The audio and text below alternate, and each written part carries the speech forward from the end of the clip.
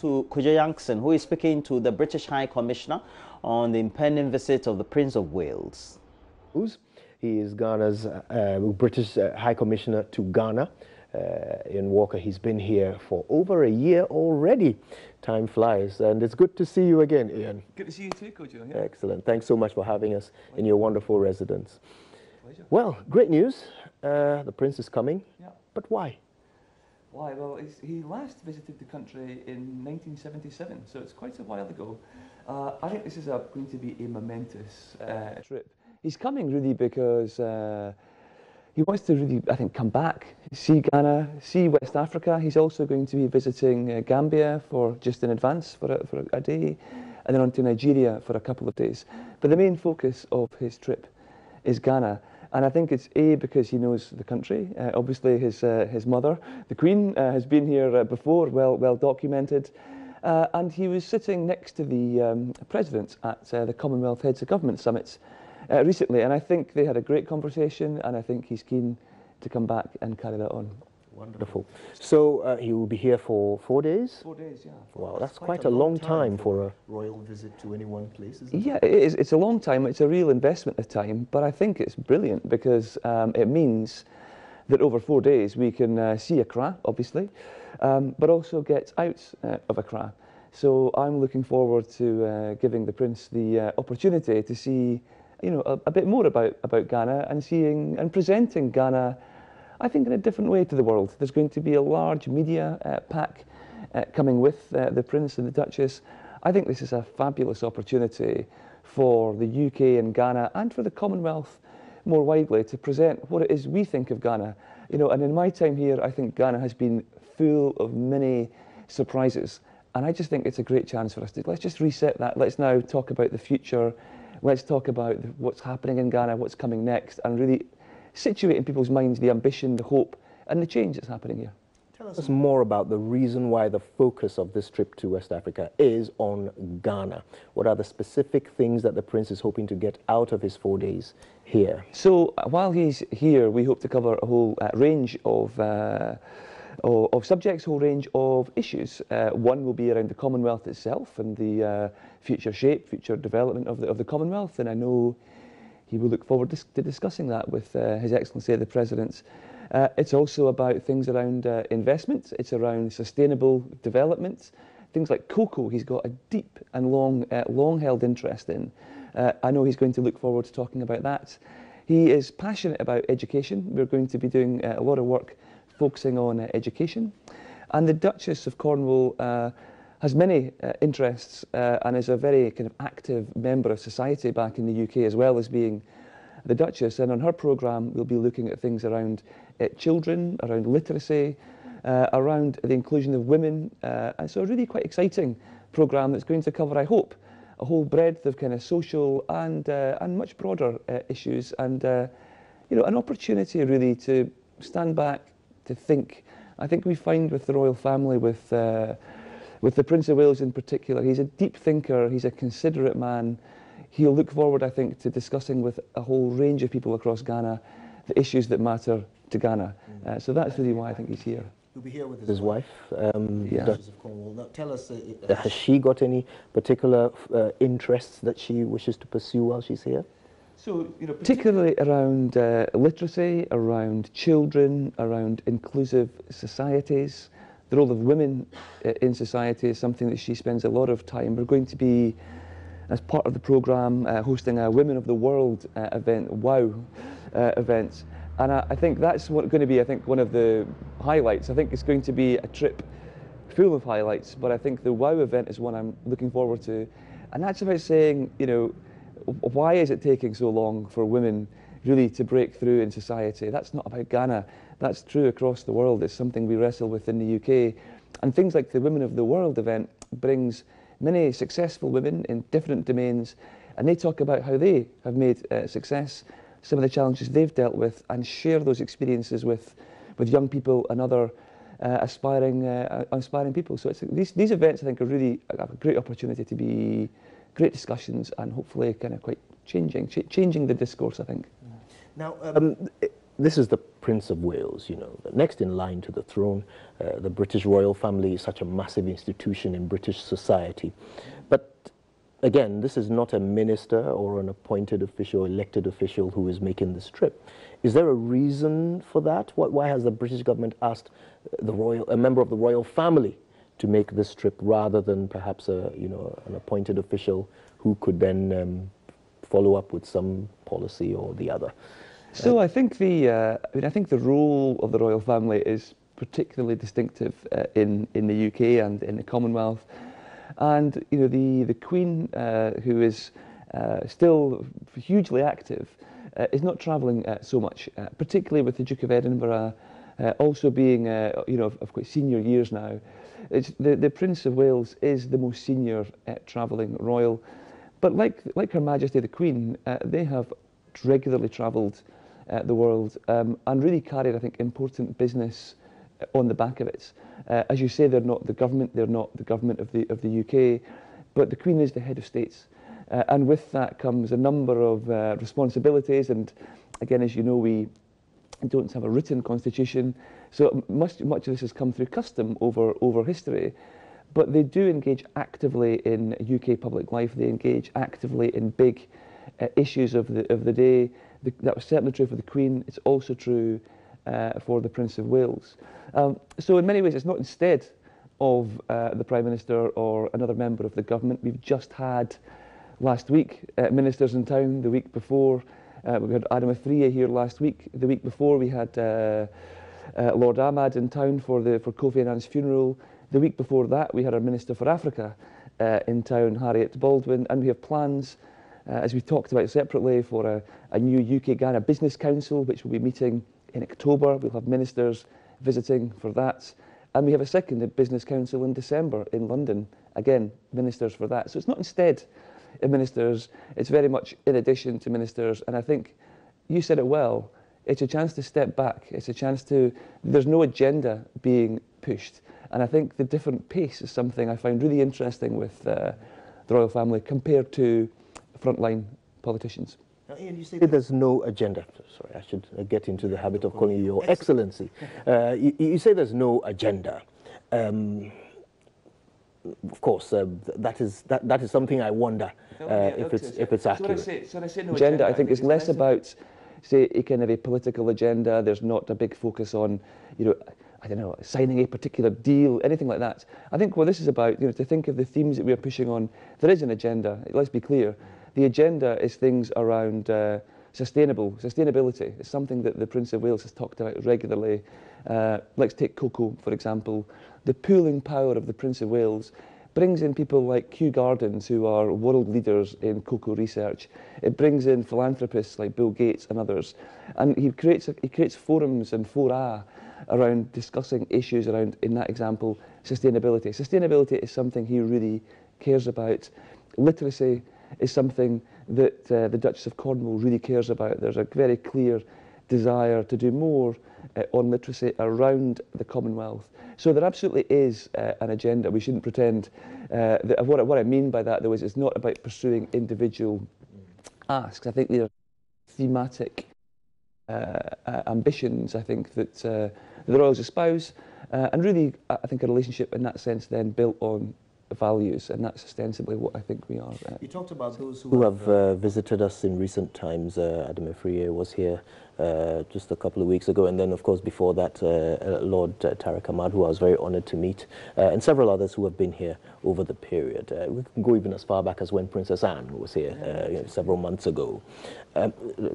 We've had Boris Johnson and many others come through.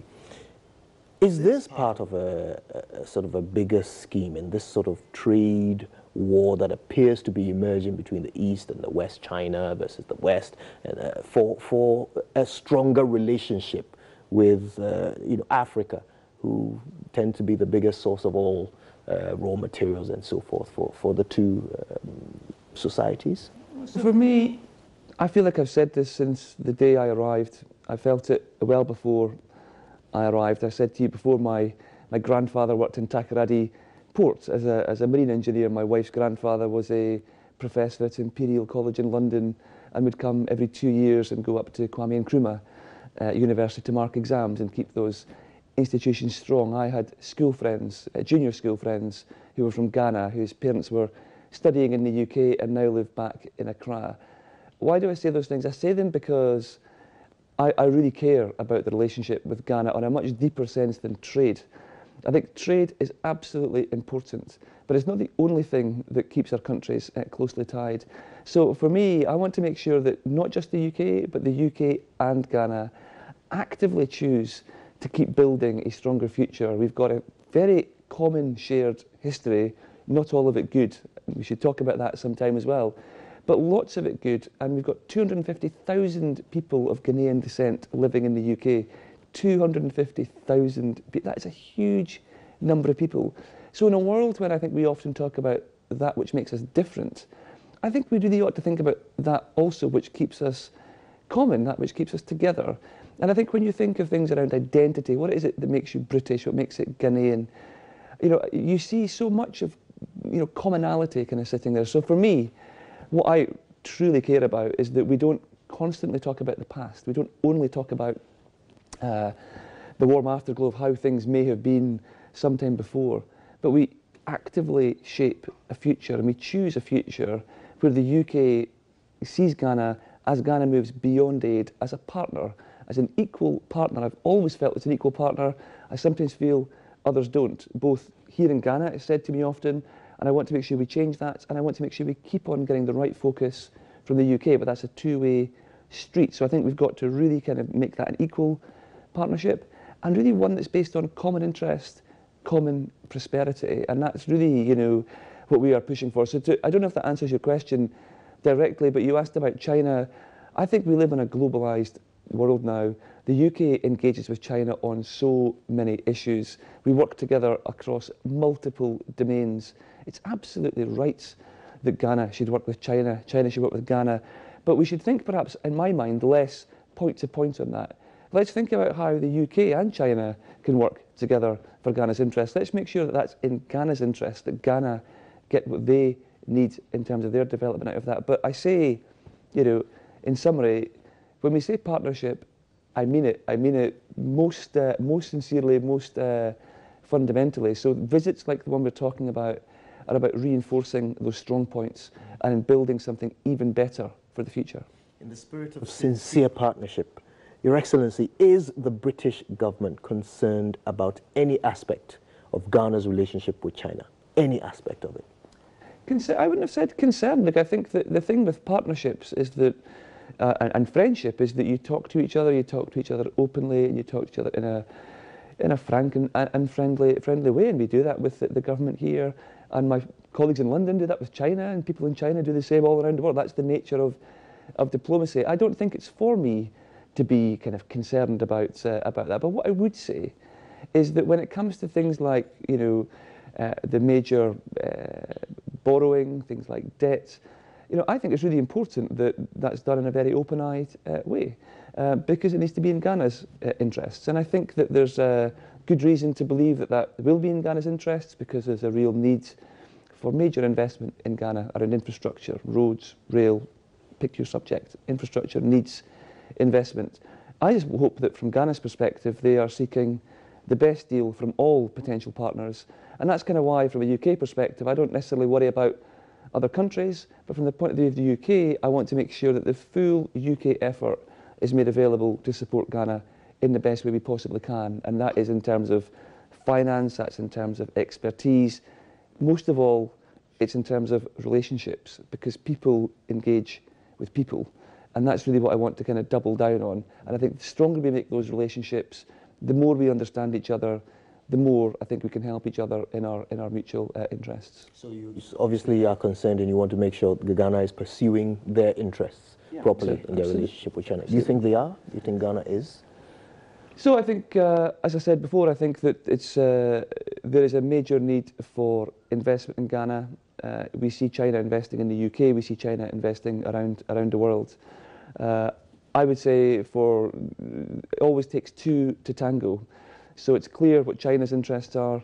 I think it's really important that Ghana keeps a clear grip on Ghana's interests and make sure they get the best possible outcome they're looking for. And I think there's no reason to believe that That's not the case at the moment, but as Ghana looks forward, not just the next 2 or 3 years, but the next 10, I think we should continue having a frank conversation that says, what is the future that Ghana is wanting to have? How can international partners across the board best lean into that and best support that? And that will involve multiple partners, not just one, not just two, not just three. We do live in a globalised world these days, so it's how we kind of get the best out of all those partnerships that I think is the key for the future. Bauxite for infrastructure, a good deal? So look, I can see with the case of bauxite for infrastructure, I can see the logic for it. I think that there's clearly funding which has been made available on the basis of a future payment. I've not seen the details of it in lots of detail, but I think in logical terms I can understand it. I think the quid pro quo is making sure that then whatever infrastructure projects follow, they are done to the best possible competition. I wouldn't necessarily assume that one company, one country should deliver those projects. I would think, how do you make sure you drive value in every single one of those projects, regardless of whether it's from South Africa or from Côte d'Ivoire or from Germany, France, the US, it doesn't really matter. Different companies around the world have different capabilities. We shouldn't assume that one place has the monopoly on the right answer. British companies still getting good deals with Ghana? Are they still getting the opportunity to execute projects, in good terms? A very active number of UK companies here. But I would say two things. First of all, to my point about identity, what is a Brit, what is a Ghanaian? A lot of the companies that we're working with, when we say British companies, are Ghanaian people who were perhaps born in Ghana and have gone to the UK, or people who were born in the UK and parents are Ghanaian and are now coming back to Ghana. So I think what we're saying is let's think less about the UK, less about Ghana. There are 250,000 people in the Ghanaian diaspora in the UK alone. When we talk about investment and how the UK are investing, it's really about how we get those people coming together, because we've got prominent Ghanaians in all walks of life. So yes, we do. But secondly, the UK is the only member of the G20 that's spending 0.7% on development and 2% on defence. Our commitment to 0.7% on development is not just an act of charity. It's about a commitment that says we really believe that development works. We really believe that we can use finance, concessional finance, in a way that helps host countries. So we are committing to 0.7% for the long term. It's a cross-party commitment. But how we're using that is changing. So you're seeing things like CDC, investment arms, now offering long-term finance into infrastructure projects. So CDC currently in Ghana has £1.2 billion of investments. CDC across the world has just been recapitalised. There is a huge amount of finance sitting there looking for the right kind of long-term projects. So we want to try and use that kind of finance that's about creating jobs, about creating investment, about creating growth. These are mutually common interests. And I say that openly, and I will talk to anyone and publicly as you like about motives. There is no hidden motive. This is about saying, how do you use finance in a way that is growing Ghana's economy? Because I am crystal clear, a strong, prosperous Ghana is in the UK national interest. Your allies, often referred to as cousins in the United States, have quite overtly expressed a desire to respond, if you will, to the Chinese aggression or aggressive pursuit of a relationship with African countries. So I know that some congressmen wrote to one of the State Departments requesting some positive action on this. And then as a result of this, we hear of a over $60 billion fund that they're putting together to pursue exactly that end. Is the British government considering anything in that sort of deliberate vein towards Africa? Well, the Prime Minister said when she was in Africa 2-3 weeks ago that she wants the UK to be the largest foreign direct investor on the continent. We've got a very clear aspiration to do that. We already have huge commitments right across Africa. We have been committed, as I said, to development for a long time, because we really, I've spent time working in Malawi, Ethiopia, DRC, Kenya. I think the role that we do through DFID in particular is powerful, and we should be doing more. But I think often people think of development in terms of handouts, of giving money to the poorest of the poor, and that matters. In certain contexts, that matters. But that's not the only thing development is used for. There is clearly a need, in my opinion, in Ghana just now for some patient capital, for some capital to come into some of the projects that are being discussed that are going to sit there for a long time, because infrastructure projects of the type being discussed are not things that are done in 2 years, in 3 years, in 4 years. And the private sector can get nervous about some of those projects because we've seen risks around that before. That for me is where the role of development capital comes in, taking some of that risk, taking some of the long-term view, and then creating a platform around which investors, critically including Ghanaian investors, can kind of come in. And that's why I think development has a critically important role here. But this isn't a new thing for us. We have been resolutely committed to this for years, for decades. And in the last, I've said before, in the last 15 years, the UK has spent £2 billion in Ghana on grant development funding. The question now is, how do we evolve that? Not how do we do less, but how do we do more, and how do we do it in a way which is very overtly and very kind of transparently in Ghana's interests. It has been before. I just feel we need to keep on telling that story and doing more in the future. Right, so the Prince, of course, coming to Ghana is to help cement some of the relationships that are needed for this to proceed smoothly. Let's talk a bit more about the Prince, the royal family, and the establishment that they are in British society. Let's compare it to what royalty means to Ghanaians. I mean, are there some similarities that you recognize between Ghanaian and British royalty? I think there are a number of similarities. There's a number of differences, but a number of similarities. I mean, I think the respect for tradition is something that it seemed to me some time ago was going out of fashion. Actually, it's something that really binds a country's identity together. And I think in the UK, there are various moments where that kind of has a major outpouring.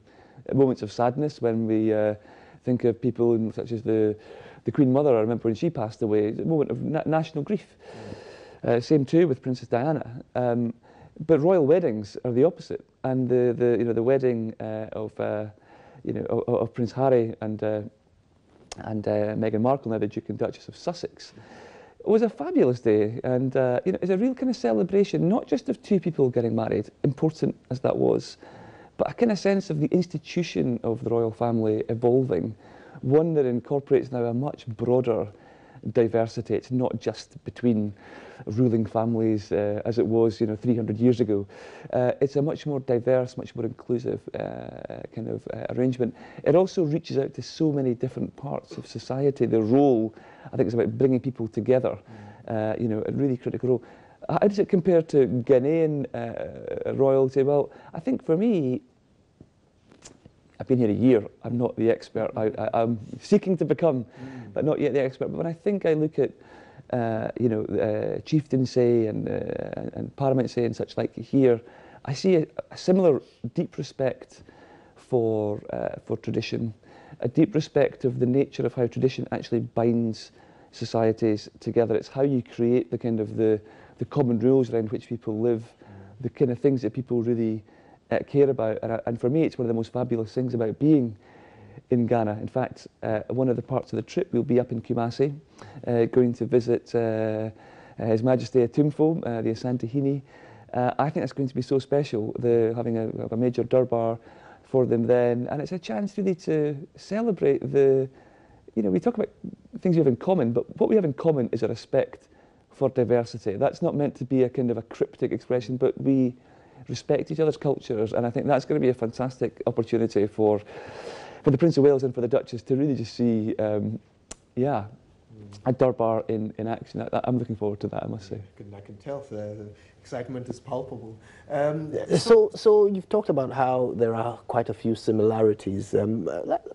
in Ghana, it would appear that the power and relevance of chieftaincy is perhaps on the rise. It may not have been for a while, but it seems in recent times to be on the rise. Chiefs are playing a stronger role in all aspects of life, whether it's healthcare, politics, education, and so forth. Recently, and a few days ago in Takwa, there was a demonstration, which we've learned was fueled by the desire of the chief to lead his people to basically call the government's attention to a problem with the roads in their area.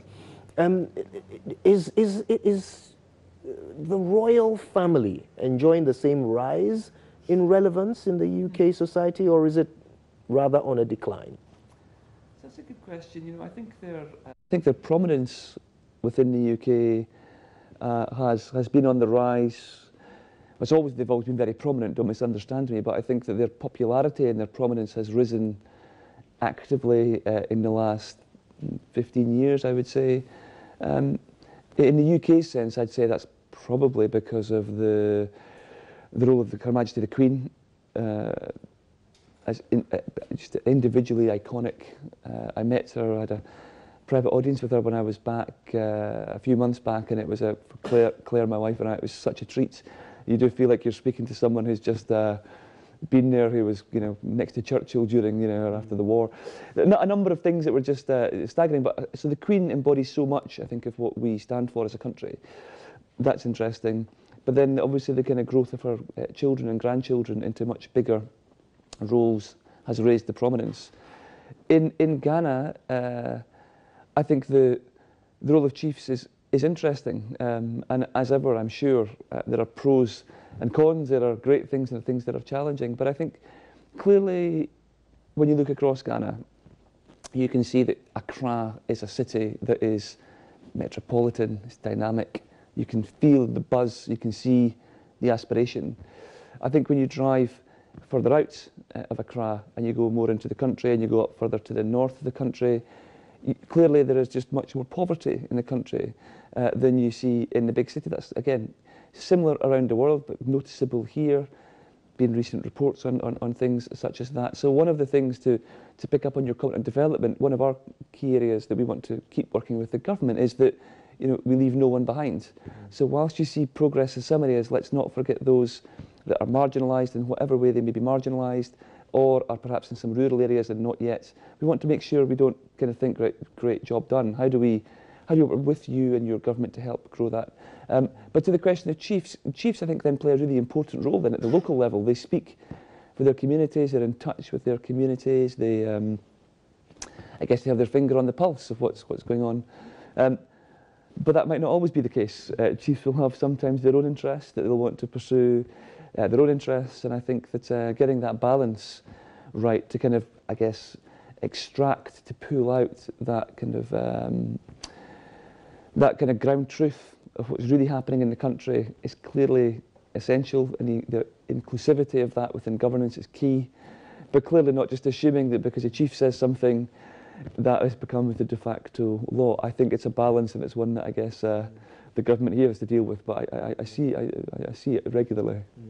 We're hoping that the 4-day trip will not be all work and no play. Have you got anything planned for His Royal Highness's downtime?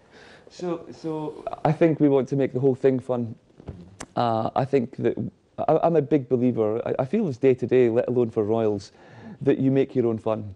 And I find that, frankly, in my day job, I love my day job, even when you're working quite hard. So I want to make the whole trip valuable, but I want to make it fun throughout, because I think there's lots to see in a different way. So fun things for me undoubtedly will be, I think, the arrival, you know, meeting the President and the First Lady, I think will be a real moment. I think that'll be genuinely fun. I think the pomp and circumstance of that makes that real fun, and we want to make more of that, and we will talk about that in the coming days and weeks as we release more information on some of that.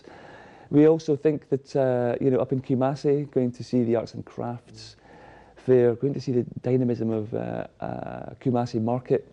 It's going to be fun. At the university will be fun.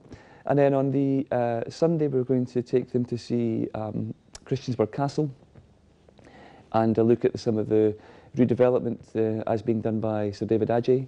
Again, I think the Prince of Wales has a long and deeply held interest in architecture and kind of design, urban planning. Could be interested in that. But I think when you see the work that Sir David Adjaye is doing, again, a Ghanaian who's lived in the UK for a long time, in my mind, reorientating, repointing Accra to the sea, the only country in West Africa whose capital looks inland.